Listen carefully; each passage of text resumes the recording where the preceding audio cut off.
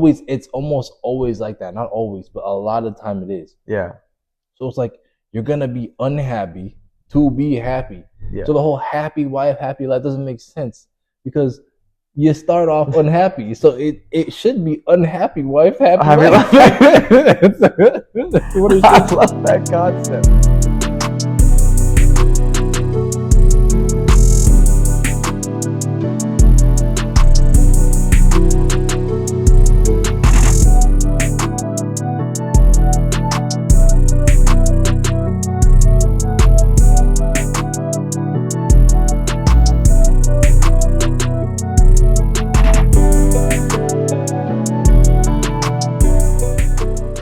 Ladies and gentlemen, welcome to my new show, Nile's Perspective, where everyone's perspective matters. I'm happy to finally announce the release of this upcoming show. I really want to make a platform where individuals can express their individuality and bring their ideas and creations to Charlotte. I'm happy to announce that we have Leon on the show. Leon, welcome to the show. Thank you. Thank you for having me. Absolutely. And guys, a little bit about Leon. He is a gamer. He's a producer. He's a sound engineer, a men's health coach, basketball player, artist, and again, a student of the game. Leon, quite the track record. Welcome to the show. And can you, I guess, just walk me through a little bit of your life, what you've been through, kind of the intro of what makes you click? So, to be honest, it took me a long time to figure out what I'd say made me care about a lot of stuff. And now growing up, I mean, I did have a pretty good childhood. You know, I had my parents. Absolutely. Moved down from Jersey, moved to Charlotte. You know, didn't have too much of trouble having friends and making friends and stuff, even though I grew up in predominantly white areas. Okay. So I'm guessing you kind of did the CMS route with public school and all that stuff. Okay. A whole bunch of white kids. And racism and stuff like that, but it just makes you tougher. It does. It doesn't really stop me from progressing. But I will say, like, later on in high school, you know, progressing and going through puberty and stuff. Yeah. Finally, like, realizing who you are. Okay. And then also studying why you're here, what your purpose is. Okay. Then I really started realizing the things that I actually cared about. You know? Okay. And again, I just see here, like, gamer was one of the things that kind of spoke out to me. Like, what got you into just the gaming world? Like, were you the kid that, like, you know, sat inside and gamed? Did you have a healthy balance of basketball? I see you there too. Like, what held you, like, not just to game all your life? So, I mean, I was always outside. Like, that's the thing I miss is always parents locking you outside. I wish my parents locked me outside more because I remember as a kid, especially like during school, I could go out on the weekends. Okay. But the weekdays, I could not, bro. Even if I did come on, bro. Even if I did my damn homework, bro. Yeah. Like, I see my friends hooping and yelling, and I'm like, yo, I'm just out here like watching them just mad. Man. I understand. Oh, that's awesome. So again, we touched about a couple points to kind of like your personal development and big thing. Like you know, you've done a lot of these stuff with the sound engineering. I want to know a little more about that. Like you know, he got a channel where he creates a lot of music, and definitely that link will be in the bottom for you guys to check out at the end of the video. So kind of walk me through a little bit what got you into creating your music and bringing that for the world to see. So, good question. I don't know when it started, but I've always had a passion for music, especially when I first started playing games. I used to play a lot in the Teenage Mutant Ninja Turtles games. Okay. TMNT. And then I used to play a lot of Sonic too. And I noticed, like, when I played Sonic Unleashed. Sonic the little rings and stuff? Sonic had some crazy soundtracks. I'm like, damn, it's hard. Yeah. Then my parents put me in band when I was in middle school. Played trombone, a little bit of trumpet. Okay. And then I went to marching band. Okay. Did you like that? Like, did you like playing instruments, or was it something you had to do as an elective in school, or was it? I like playing. I definitely like playing my trombone and my trumpet. Okay. But it was like I never got to really play what I wanted to. Yeah. They always give you the piece, and they're like, you know, you're with the kids and stuff, and you're learning all the skills and stuff. I already knew about a lot because it's actually pretty basic. Yeah. It's not that hard. But after learning that, it's kind of like, then I want to play my own stuff. Yeah. And I remember in high school too, one of my instructor's name. His name was Mr. Ferris. I remember. Mr. Ferris. Basically like the Ferris wheel. Yeah. I think it was like little oddball hamster that would charge you on a little Ferris wheel. So. He was goofy too. Like yeah. You see, like his arms are big. He has steroids and stuff. You would tell he took steroids, though. Maybe someone called him something in his earlier career that made him want to, become that guy. I remember, because I didn't look up to him, but I thought he was pretty cool, Yeah. We used to play some pretty cool pieces for sure. Okay. But I remember there was a Mario song from I played Mario Galaxy, right? Yeah. And there was this song that was amazing. Okay. And I gave it to him because I'm like, yo, the flutes can play this, trombones can do this, tubas can do this. I saw the vision. Exactly. I gave it to him. He was like, yeah, I think I'll check it out. Did not check that. I know he didn't check it out. Yeah. But then that's how I looked at it. I'm like, because I'm younger, then they probably just think like, oh, he want to play this, he want to play that, but he's not really about it. Okay. But it's more of proving it to yourself than others. You know what I'm saying? Because I know what I'm about. Exactly. See, I like that you made that point because when I was younger, I had the passion to do music, but not the talent. So we had the guitars, we had the pianos, we had every single instrument you could possibly have. Yeah. But I never really, my other siblings it was God-given talent, and I banged around for a little bit. But some people have it, some people don't. Would you say you have the talent to play music, or? I would say I have. I definitely inherited that from my grandpa. Shout out my grandpa. Yeah, absolutely. He used to be a DJ playing all these songs and stuff. Yeah, he used to do party stuff. He in his basement. He's got thousands of vinyls, just records, just just all the old stuff. Yeah, it's cool too. Even though I never really heard much of it because older. Yeah, that's cool knowing that's right. Because nobody else in my family cares about music. Yeah, just me and my grandpa. Yeah, okay. So again, we touched a little bit on music, a little about the gaming. I kind of wanted to touch a little bit about just the men's health coach. I know me and you've had kind of conversations before this show that made me want to have you on here, a little bit of what have you become to be the man you are now, kind of your purpose a little bit, and just putting out what you put out into the world via your music. So obviously, I say personally, right? It depends on how people look at it, but my music is an extension of what I am. I like that. Okay. I obviously realize that everything is energy. Yeah. And then, if you look at, even depending on what DAW or digital audio workspace you use for music, you can see the waves, you can see the frequencies, even if they go like that and they're squared, or if they're this sine, or they look like this, they look different, right? Music is wavelengths, When waves and sounds are energy, so it's I take whatever I feel in that energy, whether I'm mad, sad, or I try not to make sad music, but I take that and I just take it and I just project it and put it on the canvas, kind of like it's art. That's beautiful. Just music. Yeah. Purpose. I like that. Yeah, because you know how we'll get into a little bit later, but today's music, I think a lot. So let me get through my sentence. With today's music, you just realize how we have certain artists and certain labels that are just creating a lot of just, like you said, kind of that frequency. Maybe the music might not be saying profanity and a lot of other stuff like that, but it's really kind of that you feel the energy of that kind of darkness. Example, I'm gonna use Sexy Red. Some of the music that she will have out there. You feel more aggressive when you're driving the car. So I really like how you said that you put in those frequencies to make people happier. Yeah, exactly. Yeah, I don't like. Yeah. I mean, obviously they do what they want for whatever image, whatever organization. Yeah. And I'm not with that. You know what I'm saying? Exactly. So I just. Okay. To kind of bring it a little bit around, let's talk about Charlotte. You've been here, said from Jersey, came down. What's your thought process on Charlotte? Everyone's moving here.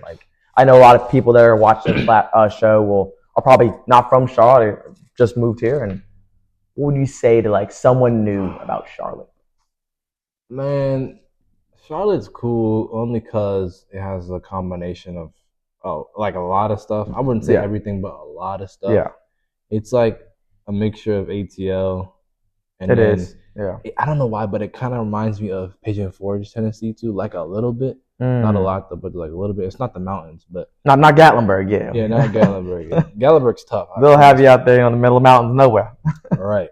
But over here, I say there's a good bit of people that are cool. You got the cool side of Charlotte, the ghetto side, the rich side, and then like the regular side. There's like all different types. All in that one big circle. It's literally a circle. The whole thing, Charlotte's literally a circle. Yeah.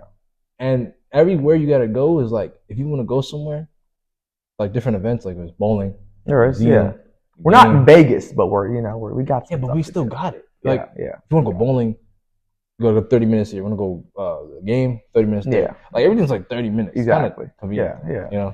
And people are used to like the traffic and bigger cities, and like you said, everything really is within that 15-mile loop. And Charlotte is a great city. Yeah, I think you see a lot of people that are coming down here to like save some money. It's funny because it's more expensive up there with the tolls too, for sure. But then North Carolina also has, I'm pretty sure, one of the lowest minimum wage rates. We have what, 7? About 7. And then like 7.25. Certain states, like 7.25. And there's like 16, I think. Some of them are like 14, 16. I'm like, damn. like I was making that last year. Like what? Like, exactly. It's crazy. You know what I'm saying? But then you also got to know that Charlotte is the highest. I'm pretty sure it's the highest rented. In the entire U.S. It's bad. Which is crazy though. Because like, and again, Airbnb became really popular about, I think, was it before COVID? It was about a 4 or 5. I know they were released in 2008. Again, I might fact check you guys later.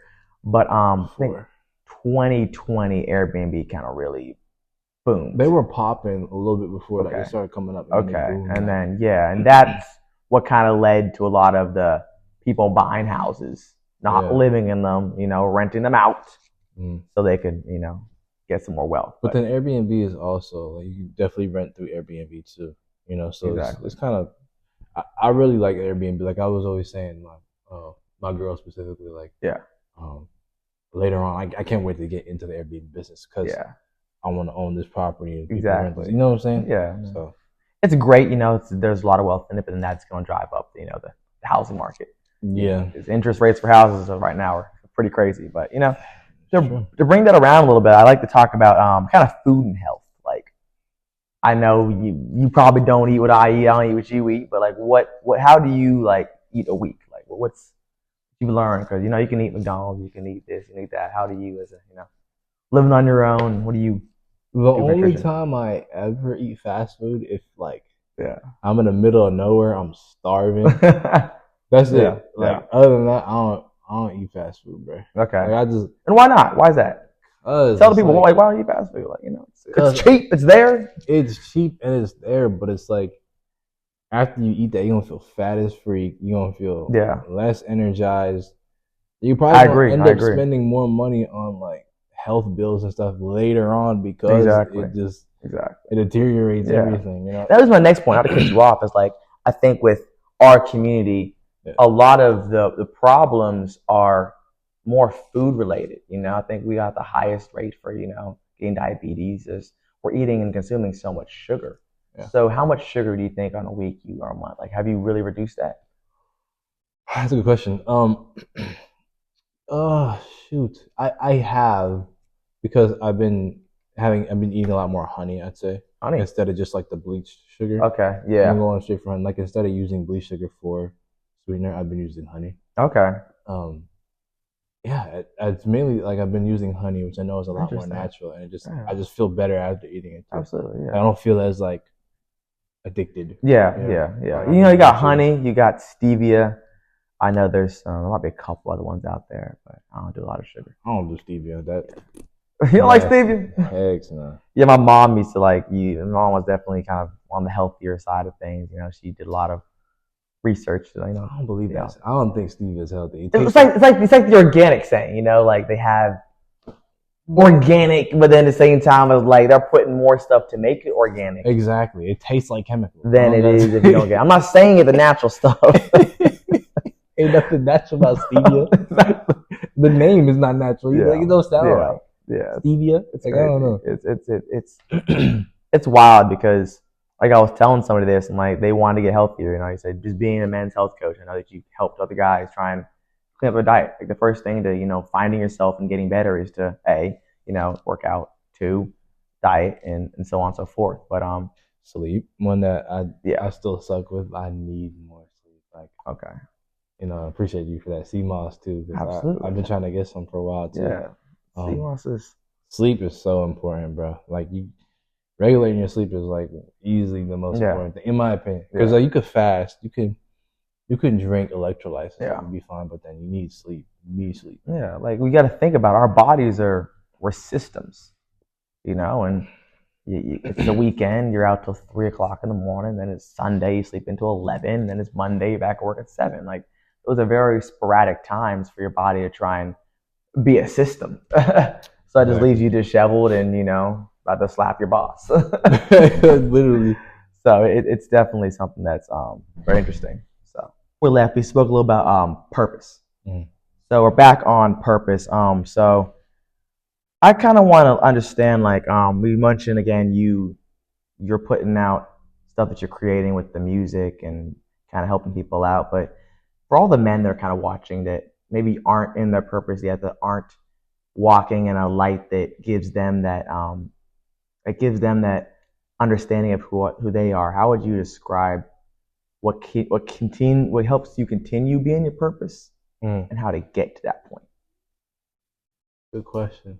So for everybody, obviously everybody has their own definitely purpose, their own drive, their own reason to help or what they're good at, So I think I talked about this with you not too long ago, but exactly. I think the way to really find out what your purpose is and to really figure out why you do what you do and how you do it, and the best way to do it is for you to keep your childhood, keep your inner child. Yeah, the innocence of that. And if you don't, because obviously nowadays all they try to do is get us away from acting like our child or everyone's wearing black and no one's doing any of the fun stuff. You basically just remember what you liked as a child.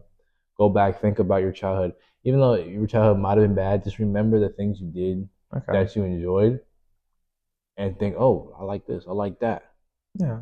And then you build upon that. It doesn't matter what it is. Like it could be the smallest. You could be playing with wood.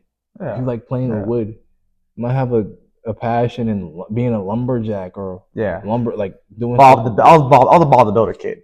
So, and building stuff, like especially if you played Minecraft as a kid growing up, you definitely have a passion in architect and building stuff and architectural stuff. Yeah, a whole bunch of stuff. Building leads to math too. It could mean you're good at math, like all that stuff. It really just keeps going. So you're basically telling people that are want to find a purpose, just reinvent themselves in their childhood, look back to baby photos, see what they used to do, and try and do that as an adult a little bit. Not reinvent, but take what you had from your core from when you were younger and then just build upon that. I like that. Because you are what you were when you were a kid. Yeah. You know what I'm saying? Yeah.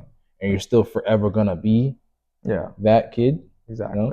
But, obviously you're going to have to grow up and you have responsibilities to take care of. But if you lose your inner kid, then you become so boring to where you forget your reason why you like certain things. Yeah. And then you start doing stuff that you think you like when you never liked in the first place. Most definitely. And so I think you can see that with a lot of people that are, like you look at Charlotte, we do have bowling alleys. We do have Topgolf. We do have some things, but the most thing we have is a lot of bars. Bars. I went down a street and it was I counted about 11 bars on that one street. Crazy. 3 blocks. And I think that'll lead me to the kind of the economy next, my quick question, but that kind of shows me how this blanket has been pulled over our eyes and these distractions.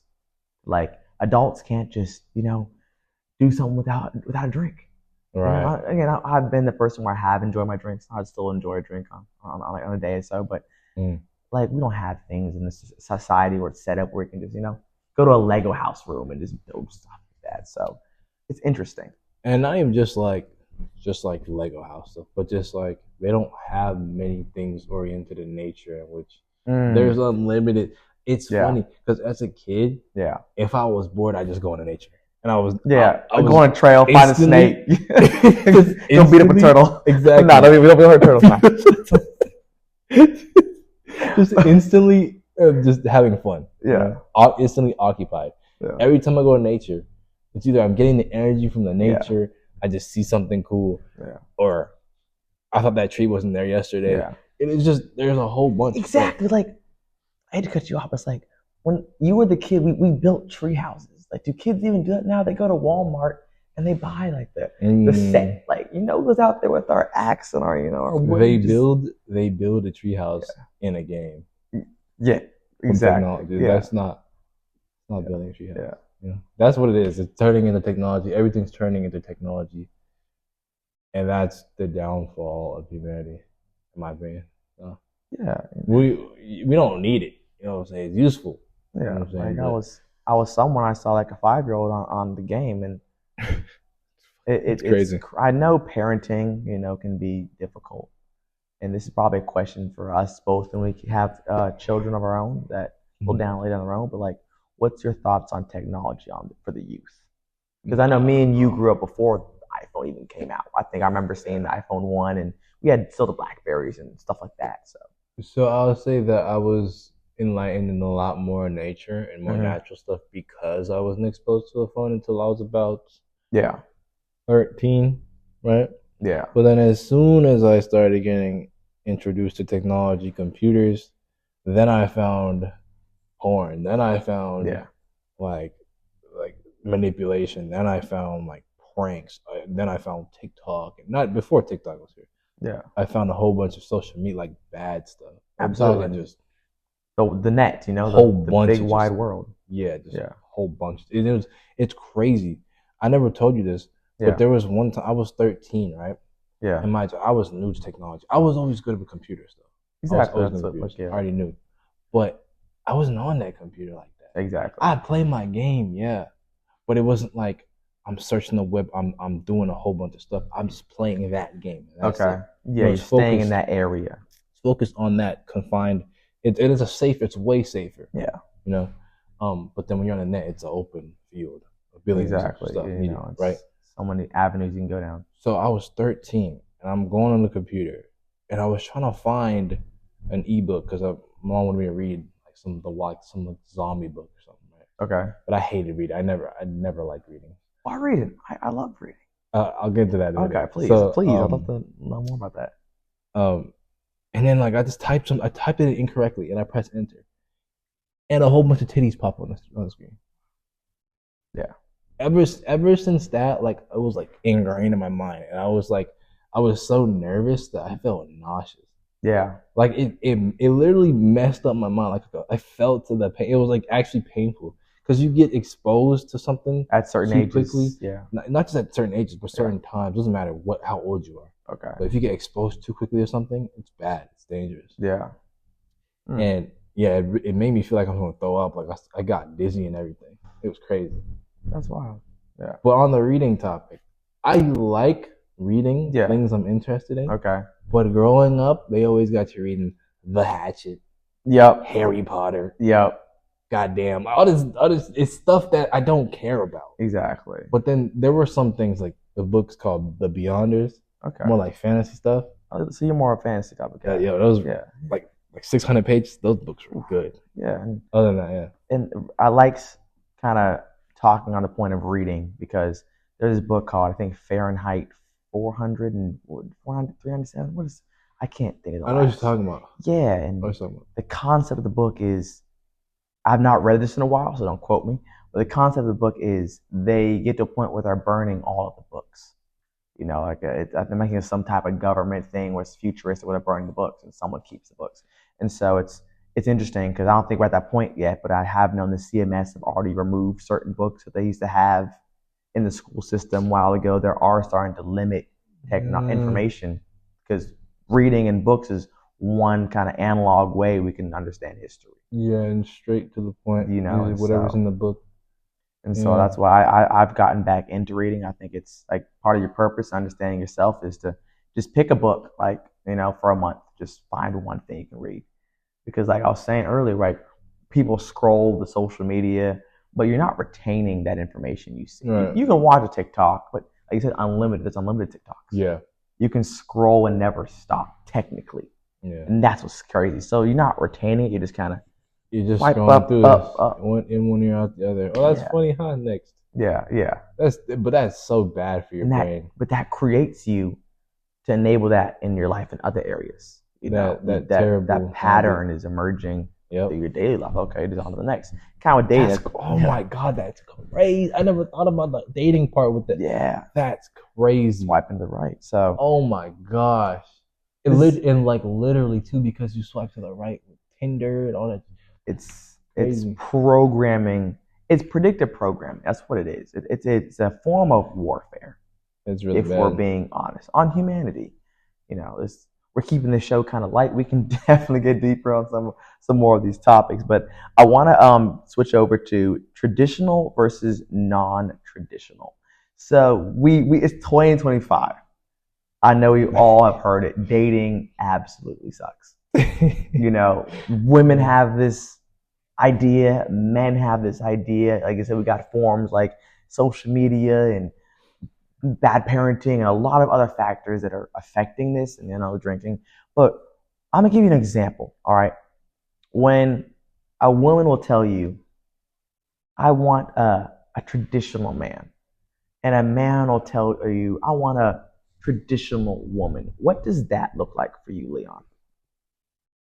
So traditional, I'm presuming you're talking about back then, before it was. You caught on, yeah. Before it is now how it is now. Before it is now. And the traditional man, I'd explain as the man works his job or his jobs or whatever he does, however he makes his money, and he provides for the household, usually pays the bills and protects the family. The woman, whether she's a stay-at-home mom or she does like a little side hustle. She's Correct. Still at home. She's nurturing the kids. She's protecting the house, building it. Yeah. It's basically whatever the man gives the woman, he gives it to her, but it's usually small. Yeah. And she builds it. So you're saying the woman is like the queen of the castle in a sense where he'll provide and protect it, but when he brings it and places it to her, it is then her responsibility to, increase that and keep it in order. Yeah, she increases it as well. She protects it too, but then the man. They're both protectors. It. Yeah, and that's the misconception. I think you're providing. Working the street and he touches my, and you got to beat him up. That's kind of like the concept of protection. I think for sure, women and men, they are both the protectors. They are both the providers. 100%. Because obviously, if some lady has a kid and somebody's trying to hurt her kid, she's gonna do what she can to stop them.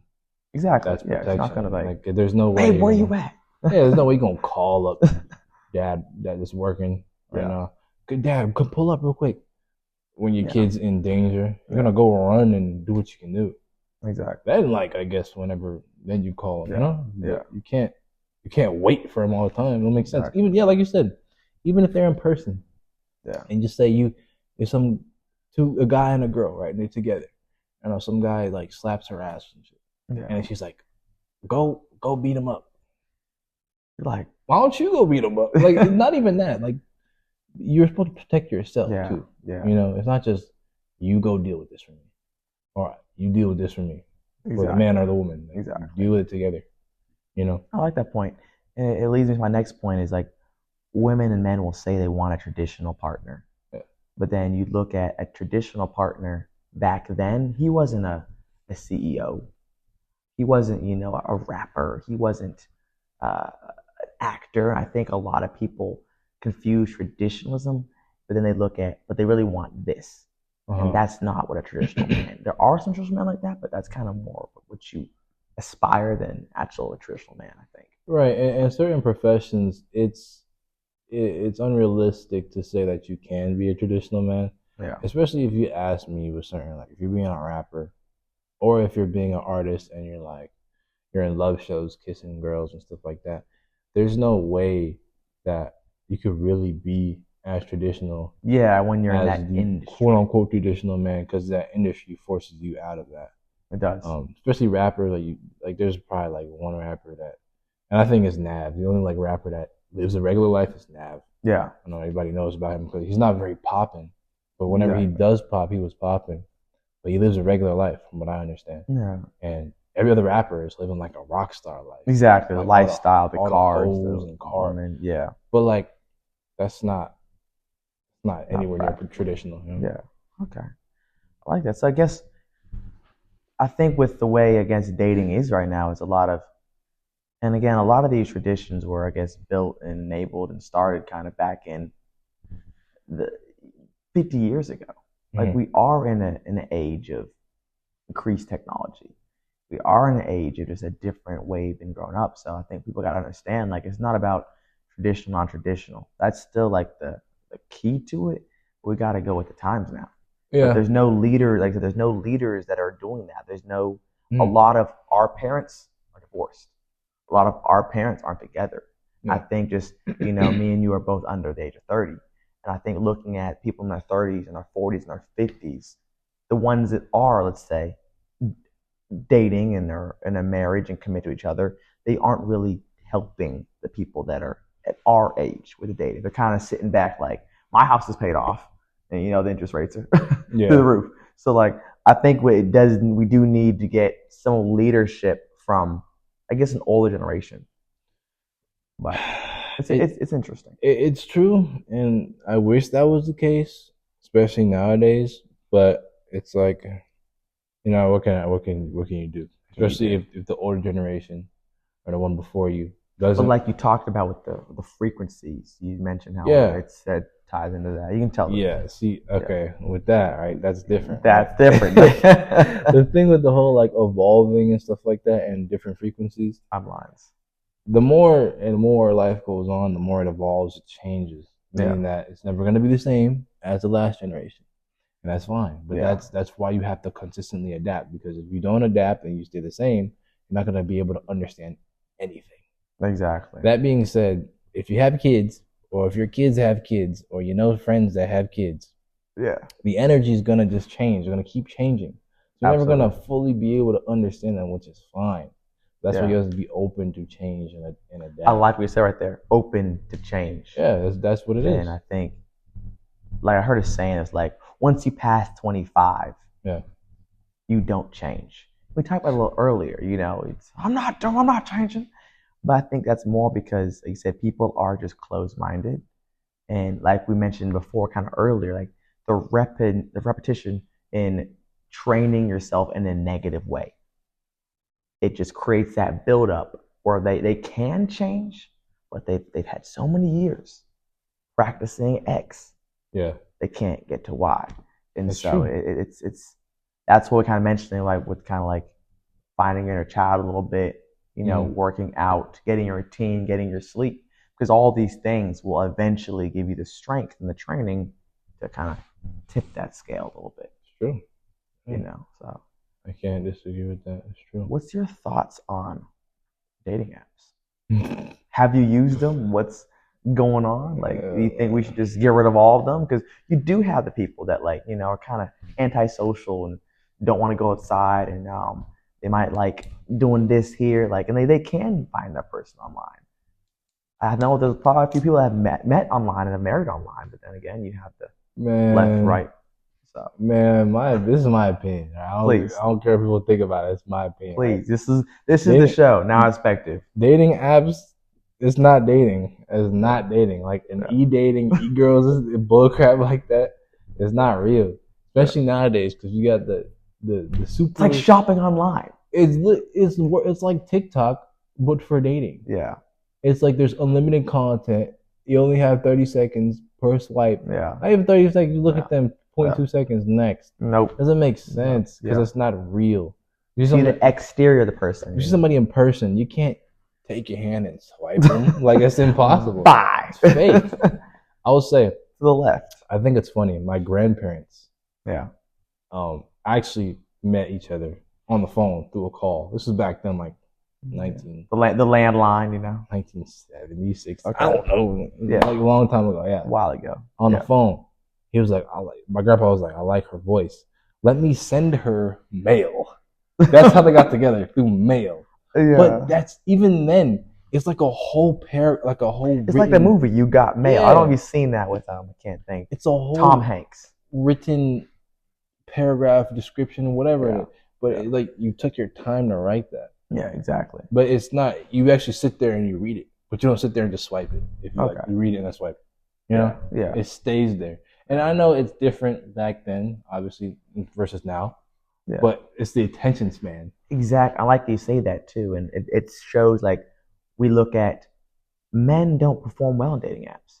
I think for one, Tinder was paying $125 monthly subscription to get all these things to make a woman get you, right?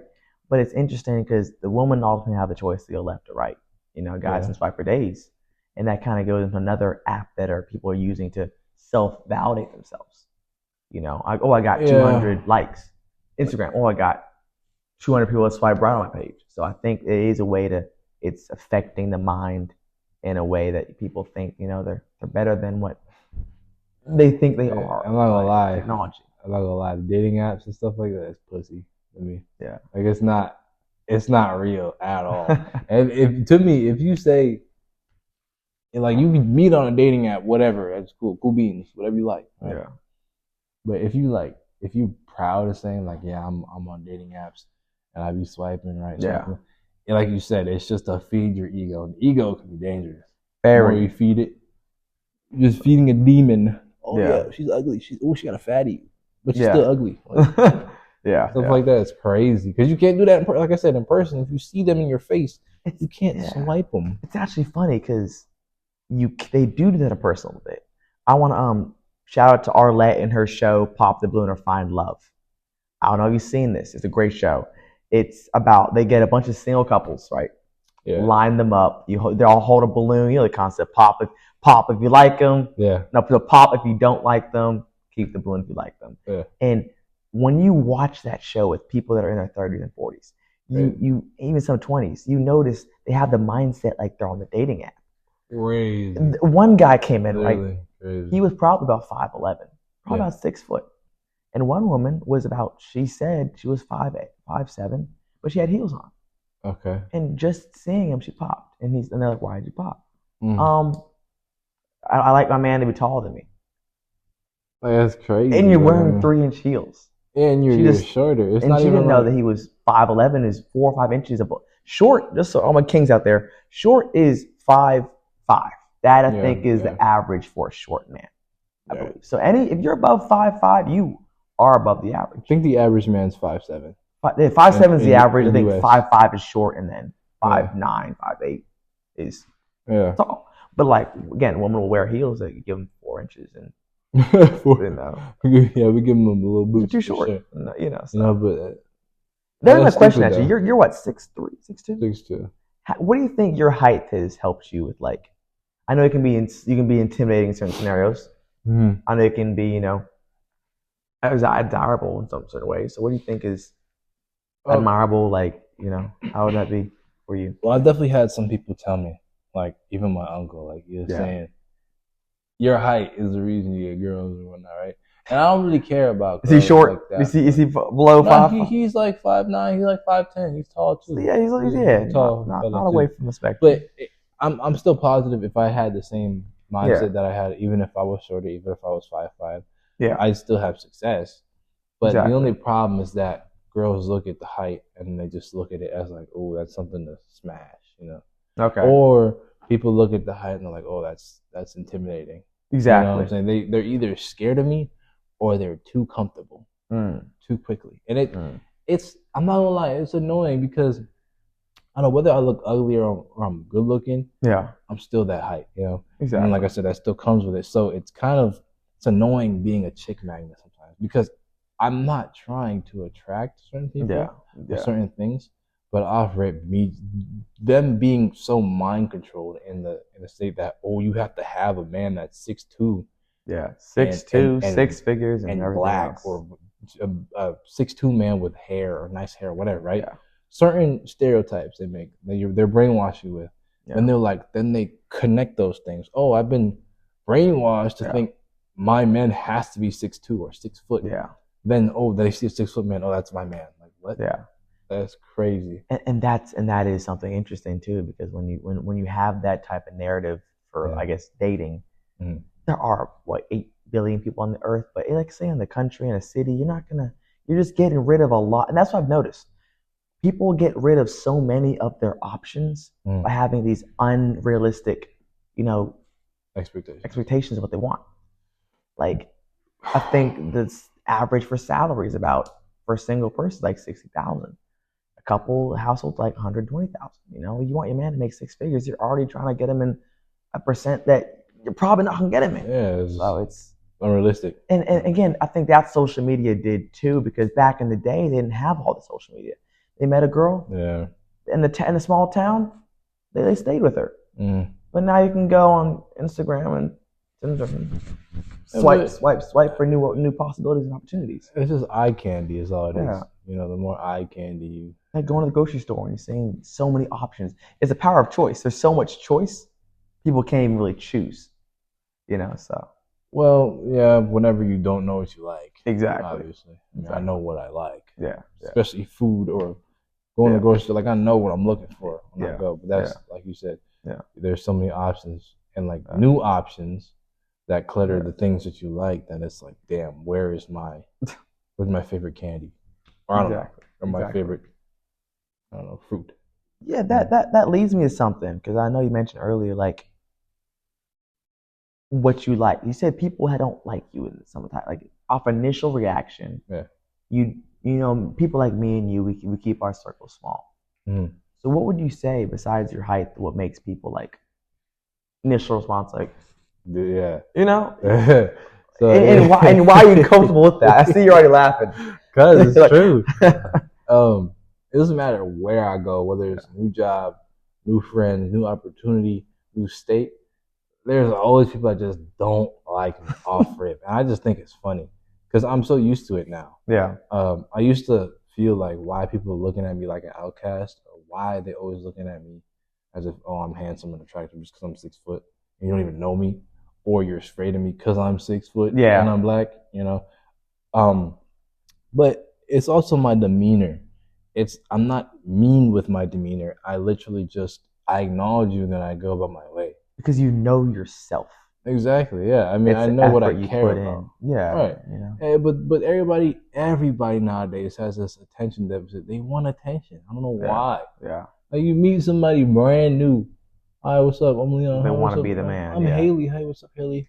They want you to want them. Yeah. Like, what? Yeah. Why am I?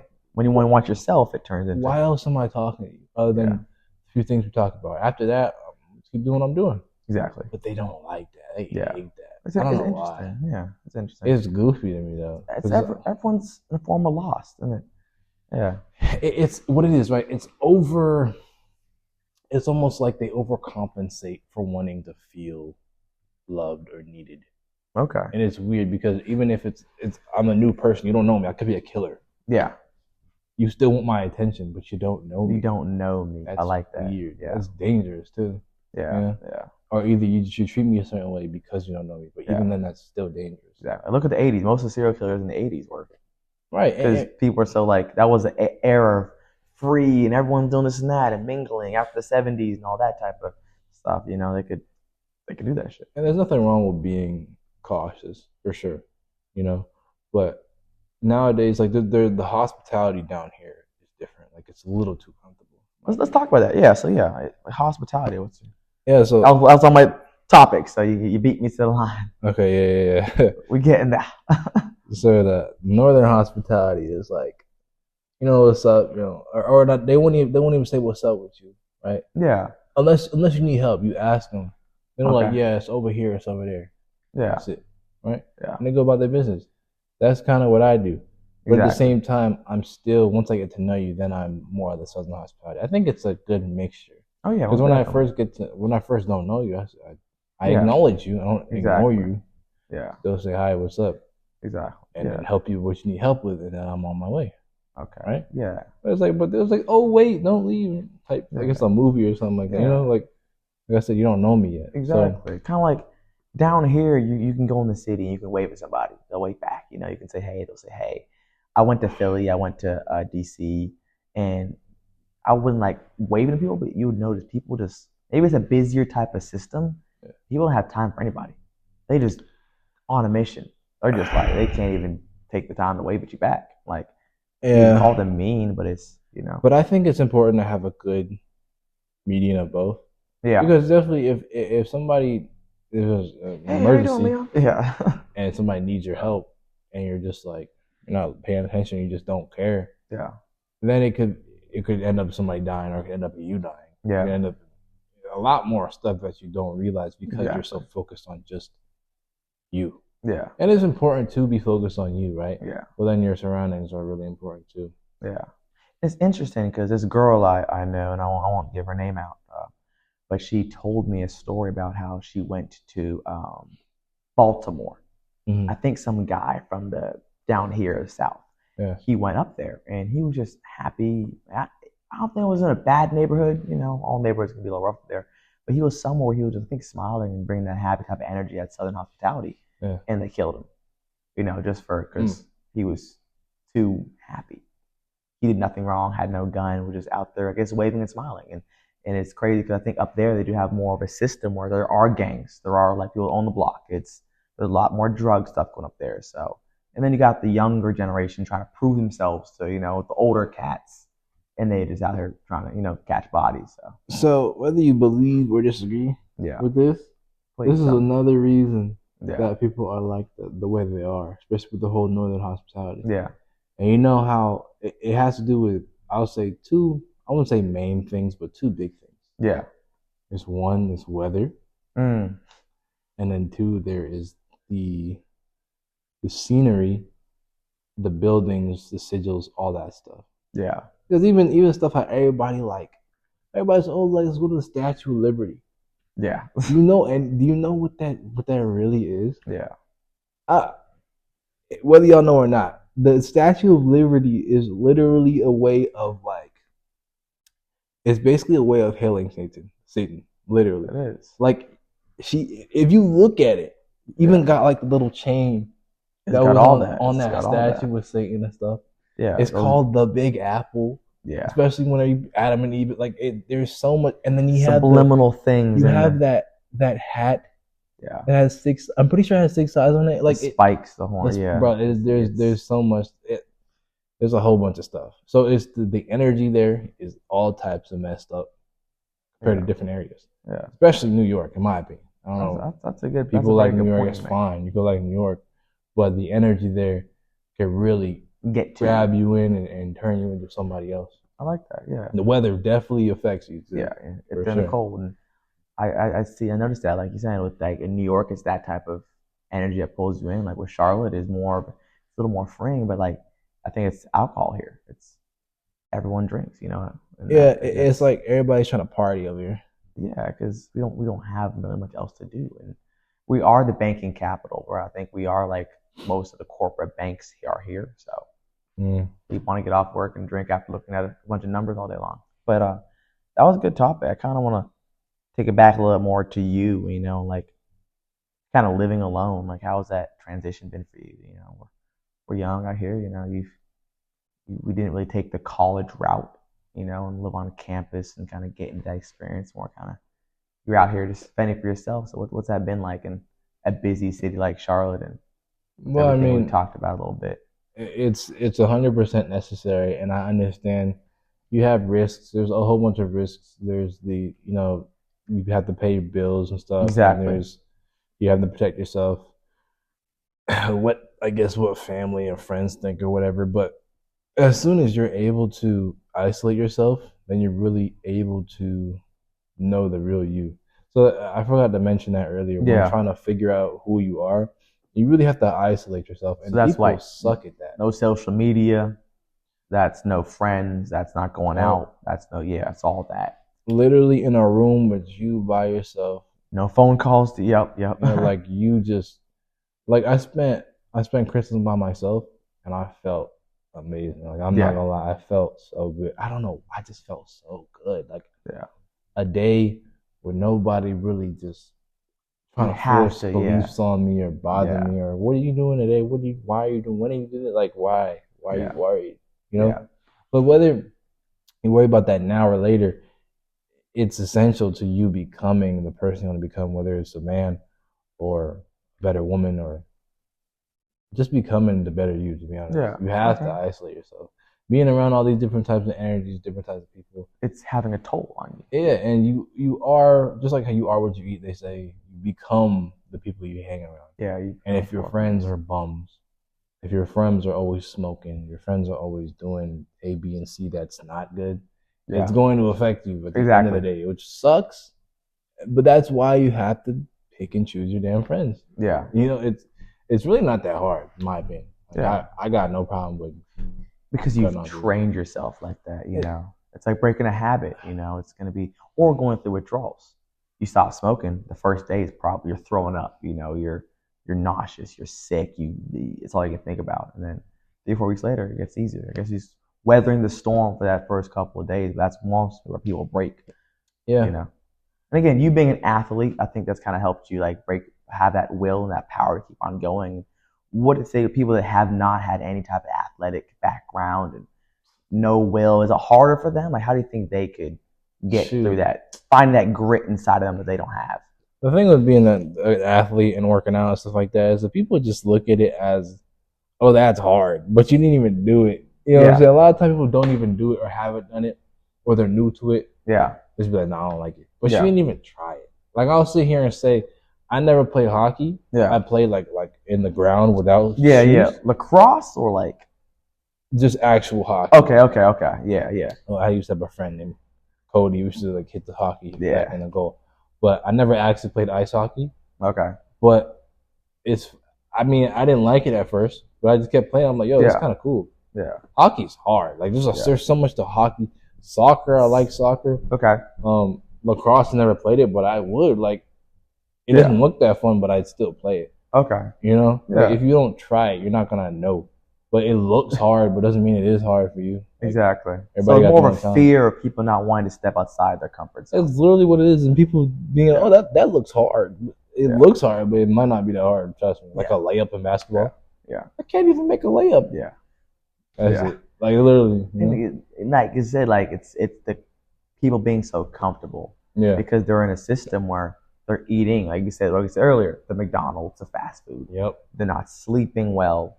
They're drinking. They're on the social media and dating apps. Like I said, isolation. I think to really find yourself, like you said, is removing all of that. And last thing I'll say too, like, it's kind of crazy because I noticed myself, like, I do like little experiments. Yeah. With like eating certain foods and how and what I do after them. I don't know if it was McDonald's, but it was some sort of fast food. I ate it, right? Yeah. And the next morning, I just didn't want to do anything. I'm talking like I was so lazy compared to how I usually am. Yeah. It was like bad. I was like, yo. Yeah. It had to be that damn Taco Bell I had. Because it was like, what the heck? Why am I feeling like I don't want to do anything? I didn't want to make beats. I didn't want to get up and shower and brush my teeth. I didn't want to go clean the dishes. Your will was gone, or your soul felt gone? It was like, it's almost like it suppressed my will. Yeah. It suppressed and willpower is so important. Yeah. Because you don't have a will, you don't have that's what makes us get up and you do what we got to do. If you don't have a will, you don't have a way. Really. Yeah. You know, you need to condition your will and make sure that it's strong until you die. Yeah. Okay. That's what saves people too, by the way. When they're in a coma and they look brain dead, they're still there. Fighting, they're fighting. Will is fighting. And if you give up spiritually, you're dead. Yeah. Literally. Oh, thank you. That means my next topic is kind of like religion and spiritual. It's like you've got to this point now. It's like, oh, I'm spiritual. Yeah. You know, you meet someone, oh, I'm spiritual. Like, you know, or it's like, what's religion? I don't really do that stuff. So, like, what is your thought process now on kind of like religion, spirituality? And I think it's kind of way people like, I do zodiacs. You know, what's your sign? I think it's all tied into that a little bit. But like, so first off, I don't mess with the whole zodiac sign. Like, I think that's like, I'm pretty sure those are based off of demons or something. I don't know. Everybody has their own beliefs, but I'm not with the whole tarot reading and cards, and it's a whole different realm of, you know, you could kind of dark. It goes down that dark. that tarot cards, that crap is not okay. Anyways, look at your hand. You can have 5 kids. You know, like reading your hands and your palms, and get a mystic ball and like, I'm good on that. Yeah. But I got the mindset, and I got this from my grandpa too. Right. Yeah, great grandpa. Yeah, he's a good man. For real. It's the mindset of an eclectic. Okay. I don't know if you describe that to the people that's watching. An eclectic is just a person or having the mindset of a person that takes different sources and then they make the conclusion, or they take almost all the sources and then they make the conclusion. Like if we're talking about religion, if Christianity, Buddhism, Catholics, all these Hinduism, like all these different religions, right? You take them, learn from all of them, and then make your own conclusion based on. Those are all kind of saying the same thing.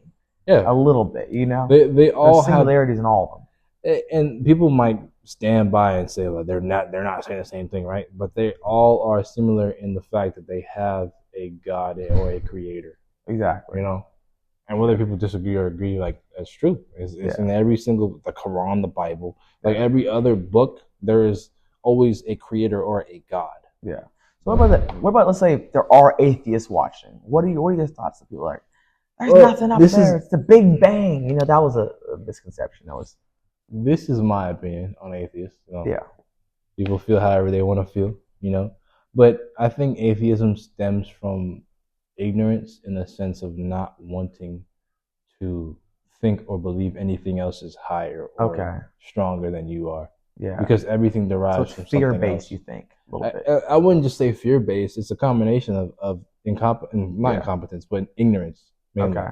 Because they ignore and they act as if you just came from an explosion or whatever. Whatever you believe you came from.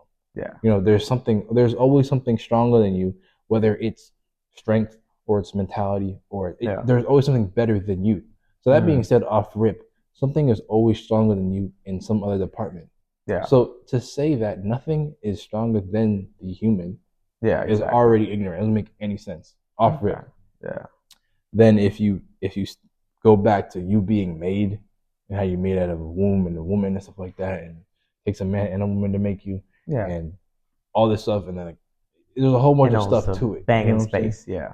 And you can talk about an explosion, but how does an explosion make a brain?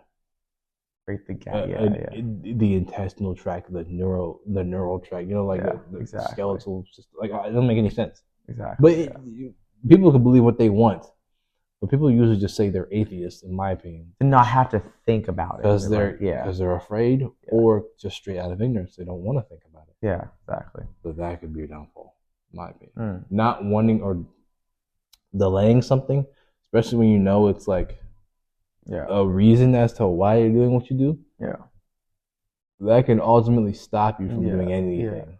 That you care about, anything. And that's why I like your point to that, and it's interesting because I've seen earlier in the beginning, religion was a way to manipulate, and it was for financial gains too. It was a business. They were selling tickets to get to heaven. So I did see I think now with people saying they're more spiritual, because you got mega churches. Yeah, they have the popes, the Romans, they've got so much money in religion. The Pope, I'm just talking about. I'm gonna send you a picture of the Pope with the basketball. You gotta put that in. You got to. The Pope with the basketball. Yeah, we'll try and get our team to edit that in, bro. Oh my gosh. Yeah. It's like the Vatican. They've got so much, and they say that so the spoils go the victor. I think I might have switched up a little bit, but it's basically where whoever wins, they kind of change. What do you mean? History is written by the victors? Yeah, history is written by the victors. Yeah, thanks. Yeah. It's been a long week. And that's kind of how it is a little bit with the way religion is set up. They found chapters of the Bible.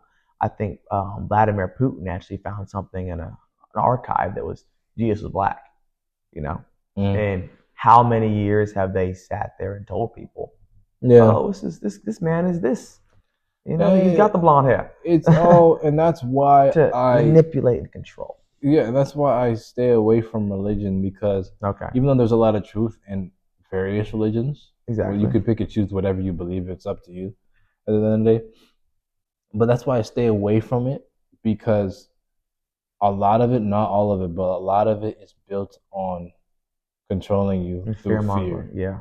It's fear mongering, right? Fear mongering. I said it. Yeah. That's what it's called. Yeah. I don't really use that word mongering, but that's what they do. You know, they use if you have sex before you're married, you'll go to hell. Don't have sex before you marry. If you steal, you'll go to hell. There's something in the Quran, and I forget which. I gotta go back and read it. Yeah. But it says like in the beginning of the Quran, if you do not see Allah, or if you don't accept Allah as your God or your Savior, you're going to hell. Like stuff like that. Offered that scares you. So then they use that fear to continue. You got suicide bombers, you know. Yeah, like it's and name Allah. Boom. And they say Allah. They say Allah Akbar, meaning God is good while killing people. That's crazy. Yeah, exactly. That's wild. I never knew what they meant, but. Yeah, so just like what the Pope did. You know, that they went and slaughtered. I can't think of the name. It was something Crusades. It's the people in the white robe with the red cross on it. Right. It was the Crusades, and they just killed everyone. You know, a lot of killing in the name of God. Like it's funny how religion is meant to religion. If we look at religion, meant to save us, right? Yeah. But then you see that people, these powers have used religion to kill. Right. So where is the correlation here? It's God is to save us, but they've used it. I'm gonna kill. It's just a way to annihilate a different race, you know, genocide, and that's kind of how it's been lately. You know, it's wild. So I think people now into like I'm spiritual, but then they say they're spiritual just because they know some zodiac signs. Right. You know, like you're not spiritual because you play Afro beats and you know zodiac signs. You have a crystal in your pocket. Right. That you got from the tarot. Like, it's true. It's true. So what's your thoughts on spirituality?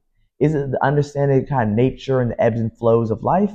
Or is it the crystal in the pocket and the So spirituality in my perspective and my definition of it is I put in perspective there. Now it's perspective. Now it's perspective. Whether you believe in a God or whoever you believe in, or you're atheist or not, right? This is my definition of it, because I believe there's a God. I don't like to call the creator God, because God is like dog backwards, and everybody uses the word God. Yeah, then God is good as all our money. They're not talking about. Yeah, people say OMG. They are God, or they are gods. I like to say the creator, right? Creator, absolutely. The way I see the creator is, the way I see spirituality is focusing and honing, making better, and adapting your relationship with the creator. Your relationship. Everybody's relationship is different. We're all spiritual. Not our relationship. My relationship with the creator. Yeah. That's what spirituality is for me. As well as honing and understanding that everything is vibrating. Everything is vibrations. Yes. And gives off a different vibe. Yes. You say that vibe is off. The vibration. Yes. Everything, even talking is vibration. Everything. So it really just depends. Yeah. Everybody's definition might be different, you know. Yeah. But like I said, it's your relationship with the creator. Yeah. So what you're basically saying is like, and this is information they teach in schools. They don't teach you this type of stuff. It's more having a mind to, like you said, either break the mold and the chain that you kind of set around you, and go out there and pursue your own type of knowledge. Yeah. How we just mentioned earlier, and now with understanding the creator, you know, like, because you're right, spirituality is understanding the law of the universe a little bit, you know? And that tells you the law of nature, and that tells you about the law of attraction, and all that kind of blends into have just kind of like that third eye, that openness in your mind to really see what they don't want you to see and understand it. And I be careful when I use the word and then the phrase third eye, because people like to use it and manipulate it a lot too. So I just say like open consciousness. Yeah, open mind, open consciousness is what I like to call it. I want to talk a little bit that consciousness. What's that like? I think we mentioned a little bit earlier, like, you know, as a man, you gotta have a level of consciousness. It's the state of being aware of yourself outside of your physical being, in my opinion. That's what consciousness is. Okay. It's not just you looking at your hands, or like, these are my hands, right? Yeah. But there's an inner you, there's a inner Leon, there's an inner Nile. Yeah. Like being aware of what you are, the actual being you are, other than looking and like appearing, other than the physical world. It's a spiritual and it's a mental you. You know and how would you do that for the people that are watching when we're in a world that is built for the physical, you know, the phone, the food? It's like we are in this prison of just a realm that's just trying to tap into the physical, just manipulate our bodies. How do you get that consciousness? So it obviously starts with the good habits I gave, because you have to give your body energy, right? So you got to eat. If you eat better, it's going to help. Sleep better, it's definitely going to help. And then disassociate yourself with the physical and everything that has to do with your body. Because like the saying, I like to always say mind over matter, because it's true. You can't do any of this without your mind. If you're hungry, if you're thirsty, if you're starving, it's really mind over matter. Like you're starving because you're so used to your stomach saying, "Oh, I'm hungry," sending a signal. Exactly. But you can survive for food without 3 days. Last time I checked. Yeah. You know what I'm saying? You just need water for because it starts eating actually the bacteria and you got fat to give you energy. You'll be fine. Yeah. But it's a mind thing. But you're so used to seeing like the food, like I gotta eat the breakfast, lunch, and dinner. You know what I'm saying? If you disassociate yourself from all that stuff, and you just close your eyes, so that it helps you disassociate yourself. Meditating also helps. Closing your eyes and not being able to see what's in front of you and not worrying about it really helps you understand the inner you. And people say like they have voices in their head too. Yeah. Sometimes. Or like they think that talking to yourself is crazy. Yeah. It's not crazy. I don't think it's crazy at all. It's not crazy. Talking to yourself is there are people that are schizo. There is a spectrum where it's bad and but what I think personality disorder and everybody has schizophrenia, but not in the amplified sense of actual schizophrenic patients. We all have that inner mind or that inner person talking to us, whether we could see it projectively or we could just see it in our mind. There's still somebody talking to us. Yeah. You know what I'm saying? Yeah. Absolutely. So I mean, people with schizophrenia have it a little different, but we can't look at them as outcasts because we are the same. We are. Yeah. You know what I'm saying? Okay. It's true. All right. I like that. What's your thought process on the incarceration rate in America? I think it's like 1.9, 1.2 million to the 300 million. We're the highest a nation of incarcerated. Money. It's all for money. That's all it is. Yeah. The record labels own jails and stuff like that. Don't give them too much information. We can't go there now. The feds might come get somebody. Crazy, bro. They pump this music in your ears. I killed that. I shot that one. To get the crime to go up. You kill that one. You shoot that. And you go to jail. They just do this. Play this. Hear this. So what you're saying is the people that make the labels, the artists, are just puppets for stockholders and corporations to give a message to get people in jail to make money. It's obvious. I just think people don't. They try not to care or they don't care. Exactly. But then you don't care, but you listen to that same music that tells you, "Oh, I shot him in the face." Blah blah blah blah. Or like King Von or Lil Durk shooting people. Then you actually do it because you hear it. I did a hit and I went to the record. You get used to Have you ever heard of Baby Kia? I don't think so. Don't listen. Just don't listen. He just talks about crazy, just killing. But they're being paid to do that. That's the contract. Yeah. I know, but money's the root of all evil. That's why they get paid. That's why. So it's really like, and maybe in 10, 15 years, they'll look at it and realize again, these gains weren't. They ruined generations of men. Yeah. And again, they probably can find someone else to do it. Or you won't do it, we'll find the next man that will. There's always gonna be somebody else. Because people are evil. They have the evil side. We all have an evil side and a good side, but it's just accepting that we have both, and not acting like, oh, I'm a demon. Exactly. Or I'm an angel.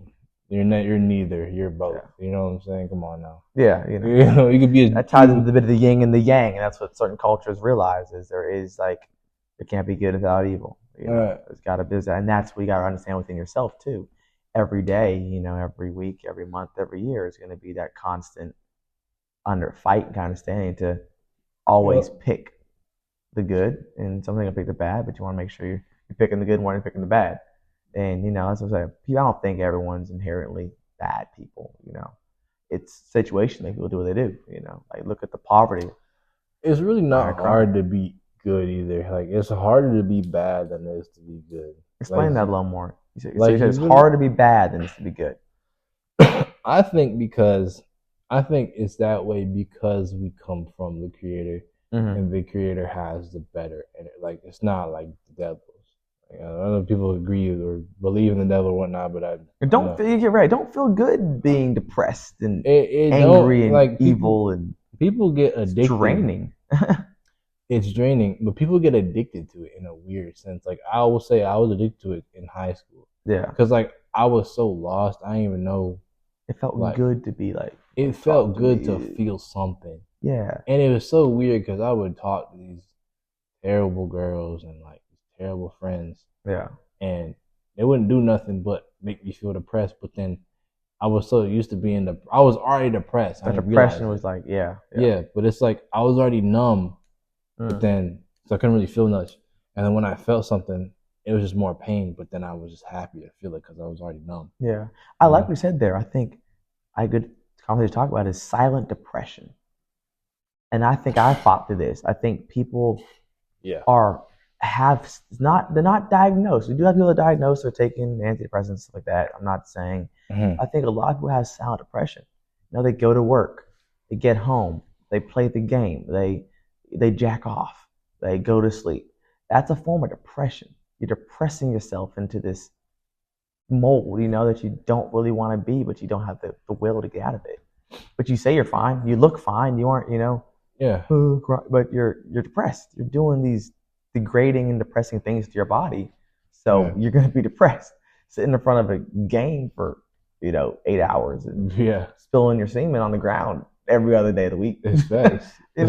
So I think silent depression is a very big thing, and I want to bring awareness to that because you might not even know that. Like you might think you're fine because I thought I was fine, but you have that little lost tang to you. You're still going through the motions. Like we gotta survive, we gotta work, but you don't find that purpose. And to people watching, that's why I started my show. And Leon's was a very big factor in me getting this off the ground. It's because this is giving me purpose and it's giving me that light.